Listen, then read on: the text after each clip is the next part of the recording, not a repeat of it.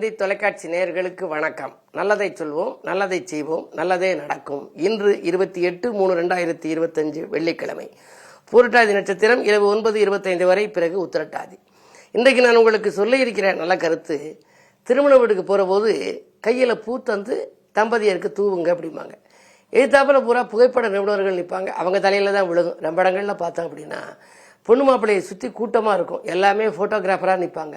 பின்னாடி இருக்கவங்க உட்கார்ந்தபடியே அந்த பூவை தூவுவாங்க, அவங்க தலையில் தான் விழுகும், பொண்ணு மாப்பிள்ளைக்கு விழுகாது. ஆனால் கிட்டத்தில் வர்ற போது தலையில் போட்டு ஆசீர்வாதம் பண்ணுங்கம்மாங்க. இப்போ சில இடங்களில் அச்சதையும் கொடுக்குறாங்க. அந்த அச்சதையிலேயே நீங்கள் என்ன மாதிரி சொல்லி வாழ்த்தணுங்கிறத அதில் எழுதியே ஒரு சமீபத்தில் நான் ஒரு பெரிய கல்யாணத்துக்கு போயிருந்தேன். என்னுடைய தலைமையில் அந்த விழா நடந்துச்சு. ஒரு அழகான பொட்டினா ஒரு தாளில் நல்ல அழகான கலர் தாள், அதில் தம்பதியர் படம் போட்டுருந்துச்சு. அதுக்குள்ளே அந்த வெள்ளை பக்கத்தில் ஒரு ஸ்லோகங்கள் எழுதி அச்சதை வச்சு இதை மணமக்கள் தலையில் தூவுகின்ற பொழுது வாசிக்கவும்னு போட்டிருந்தாங்க. என்ன அப்படின்னா, அச்சதைங்கிறது என்ன? இலையில் அரிசி விழுந்தால் அது சோறு, தலையில் அரிசி விழுந்துச்சு அப்படின்னா அது அச்சதை. தலையில் மஞ்சத்தரவண அரிசியாக போடுறோம். அதான் மணமக்களை வாழ்த்துற போது 16 பெற்று பெருவாழ் வாழ்கன்னு வாழ்த்தணும். அதுக்காக 16 பெற்றுனா 16 குழந்தை இல்லை, 16 பேர்கள். அது என்னன்னு நீங்கள் தெரிஞ்சுக்கணும். புகழ், கல்வி, ஆற்றல், வெற்றி, நன்மக்கள், பொன், நெல், அழகு, பெருமை, ஆயுள், நல் ஊழ், இளமை, அறிவு, துணிவு, நோயின்மை, நுகர்ச்சி. இதெல்லாம் 16 பேர்கள். அதான் இவர் நம்ம அபிராமி பட்டர் சொன்னார், கலையாத கல்வியும் குறையாத வயதும் ஒரு கபடு வாராத நட்பும் கன்றாத இளமையும் குன்றாத வளமையும் ஒரு கழிவுணி இல்லாத உடலும். அது மாதிரி அந்த இதில் ஃபுல்லாக வர்றது பூராமே அந்த பாடல் பூரா பாசிட்டிவாகவே இருக்கும். கல்வின்னு இருந்துச்சுன்னா தடைப்படக்கூடாது, கொடைன்னு இருந்தால் தடை வரக்கூடாது, தடைகள் வராத கொடையும் பாரு, கொடுக்குற போது ஒருத்தன் தடுக்கக்கூடாதான்.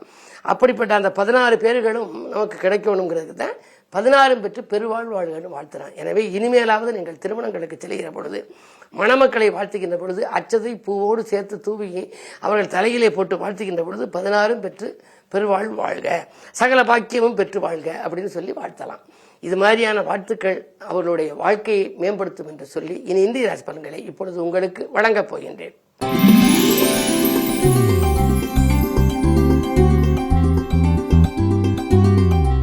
மேசராசி நேயர்களே, உங்களுக்கெல்லாம் வாய்ப்புகள் வாயில் தேடி வருகின்ற நாள்.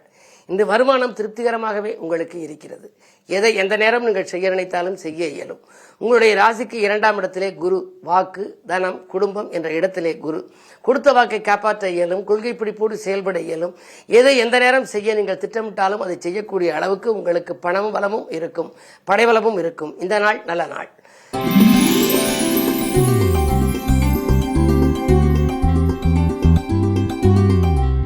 ரிஷபராசி நேயர்களே, உங்களுக்கு உடன்பிறப்புகள் உதவிக்கரம் நீட்டுகின்ற நாள். உள்ளமகளும் சம்பவம் இல்லத்திலே நடைபெறப் போகின்றது. நினைத்தது நினைத்த நேரத்தில் செயல்படுத்துவீர்கள். கருத்து வேறுபாடுகள் அகலும், கடமையில் இருந்து தொய்வு அகலும். உத்தியோகத்தில் கூட சிறப்பாக பணிபுரிந்து பாராட்டுகளை பெறுவீர்கள். இந்த நாள் நல்ல நாள்.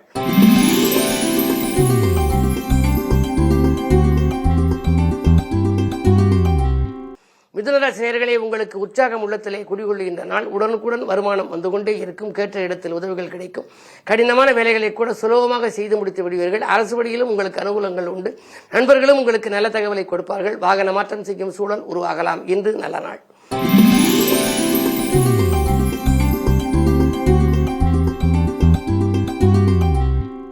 கடகராசி நேயர்களே, மாலை 3:45 வரை சந்திராஷ்டமம். எதை செய்தாலும் யோசித்து செய்ய வேண்டும். மனக்கசப்புகள் ஏற்படும்.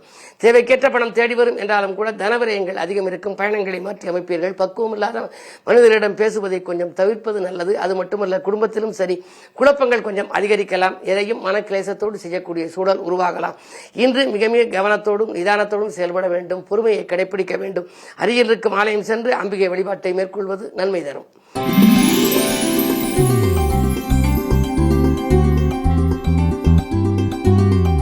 சிம்மராசி நேயர்களே, மாலை 3:45 மேல் சந்திராஷ்டமம். எனவே காலை நேரத்தில் ஒரு புது முயற்சிகள் செய்வதாக இருந்தால் செய்துவிடலாம். மதியத்திற்கு மேல் உங்களுக்கு மனக்குழப்பங்கள் அதிகரிக்கும். எதிலும் ஈடுபாடு செலுத்த இயலாது.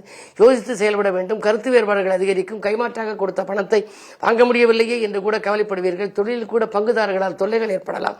உத்தியோகத்தில் மேலதிகாரிகள் உங்களுக்கு வேலைப்படுவை கூடுதலாக கொடுத்து உங்கள் திறமைக்கு முக்கியத்துவம் கொடுக்க மாட்டார்கள். என்ன இருந்தாலும் மனக்கசப்பு அதிகரிக்கும். இந்த நாளில் பணப்புழக்கமும் குறையும். வெள்ளிக்கிழமை என்பதனாலே அம்பிகை வழிபாட்டில் ஆர்வம் காட்டுவது நல்லது.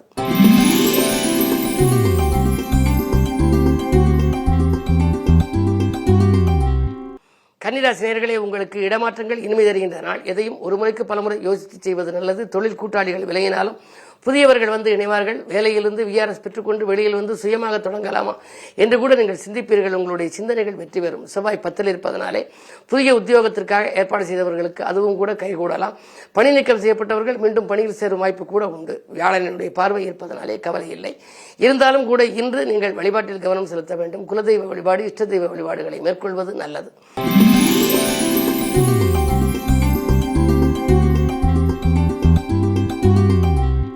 துலாம் ராசி நேயர்களே, அஷ்டமத்து குருவின் ஆதிக்கம் மேலோங்கி இருப்பதால் கனிவாக பேசி காரியங்களை சாதித்துக் கொள்ள வேண்டிய நாள். சேமிப்பு கரைந்தாலும் கரைந்த சேமிப்புகளை உடனுக்குடன் ஈடுகட்டி விடுவீர்கள்.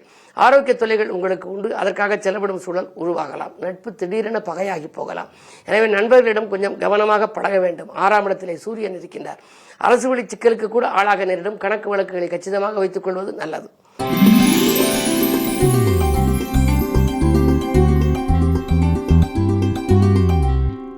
விருச்சிக ராசி நேயர்களே, உங்களுக்கு வெற்றி செய்திகள் வீடு வந்து சேரும் நாள். பணம் பல வழிகளில் வந்து பையெறிதப்பும். இன்று தொழில் முன்னேற்றம், உத்தியோக முன்னேற்றம் உண்டு. அதே நேரத்தில் வியாழன் 7 இருக்கின்றார். கடமையில் இருந்த தொய்வு அகலும். நேற்று நடைபெறாத காரியம் இன்று நடைபெறும். இடம் என்றைக்கோ வாங்கி போட்டு பத்திரப்பதிவு ஆகாமல் இருக்கிறதே, அல்லது இடத்தால் பூமியால் சிக்கல்கள் வந்து கொண்டிருக்கிறதே, எப்பொழுதுதான் இந்த காரியங்கள் எல்லாம் முடிவடையும் என்று கவலைப்பட்டவர்களுக்கு இன்று படிப்படியாக ஒவ்வொரு காரியமாக முடிவடையப் போகின்றது. உத்தியோகத்தில் கூட உங்களுக்கு மேலதிகாரிகள் இணக்கமாக நடந்து கொள்வார்கள். வரவேண்டிய பதவி உயர்வு, ஊதிய உயர்வு இன்று கிடைப்பதற்கான அறிகுறிகள் தென்படும். இந்த நாள் மிக இனிய நாள்.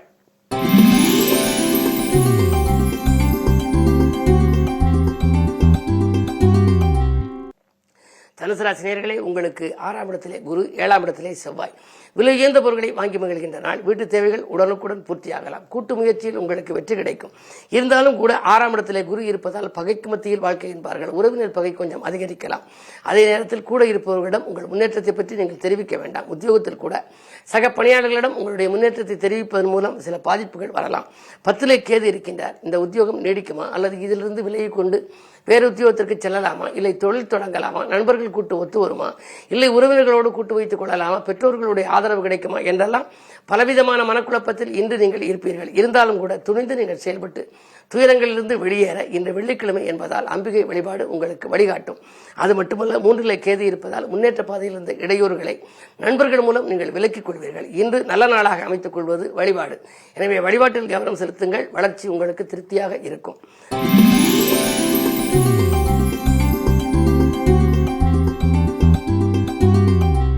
மகர ராசி நேயர்களே, குரு உங்கள் ராசியை பார்க்கின்றார். எனவே உங்களுக்கு குழப்பங்கள் தீரும், குதூகலம் கூடும், திருமணம் போன்ற சுபகாரியங்கள் நடைபெறும்.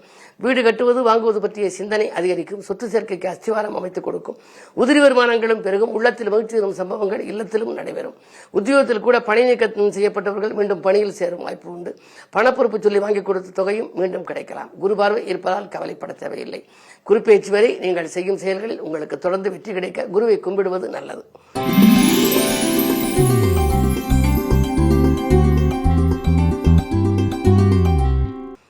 கும்பராசி நேயர்களே, உங்களுக்கு மாலை 3:45 வரை உங்கள் ராசிக்குள் சந்திரன்.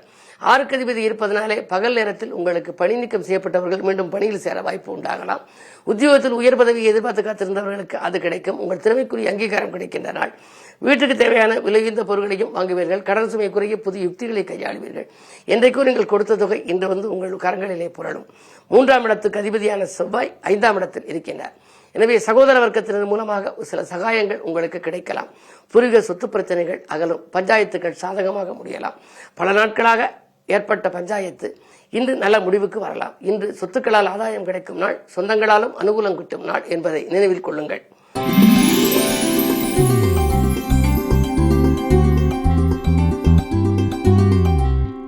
மீனராசி நேயர்களே, உங்களுக்கு மாலை 3:45க்கு மேல் உங்கள் ராசிக்குள் சந்திரன். எனவே மதியத்திற்கு மேல் உங்களுக்கு மனக்கலக்கம் அகலும். சூரிய சந்திர சேர்க்கை இருப்பதனாலே மனக்கலக்கம் அகலும். பணப்புழக்கம் அதிகரிக்கும். நினைத்த நேரத்தில் செய்து முடிப்பீர்கள். பொதுநல ஈடுபாடு அதிகரிக்கும். புதிய முயற்சிகளிலே வெற்றி கிடைக்கலாம். புத சுக்கிர யோகம் இருப்பதனாலே வீட்டுக்கு தேவையான விலையுயர்ந்த பொருட்களை வாங்குவதிலே கவனம் செலுத்துவீர்கள். பிள்ளைகளின் முன்னேற்றம் பெருமைப்படத்தக்கதாக இருக்கும். அயல்நாட்டில் உள்ள பிள்ளைகளின் வருகைக்காக எதிர்பார்த்து காத்திருந்தவர்களுக்கு அது வருவதற்கான அறிகுறிகள் தென்படும். ஜென்ம ராகுவால் நீங்கள் உங்கள் சிந்தனைகளில் எல்லாம் வெற்றி கிடைக்கப் போகின்றது. ராகுவை போல கொடுப்பானும் இல்லை என்பார்கள். அவரோடு இன்று சந்திரன் இருக்கின்றார். இருக்கின்றார். மனதில் எதை நீங்கள் நினைத்தீர்களோ அதை மறுகணமே செய்ய இயலும் நாளாகவே இந்த நாள் அமைகின்றது. பயணங்களாலும் உங்களுக்கு பலன் கிடைக்கும். மேலும் விவரங்கள் அறிய தினத்தந்தி படியுங்கள்.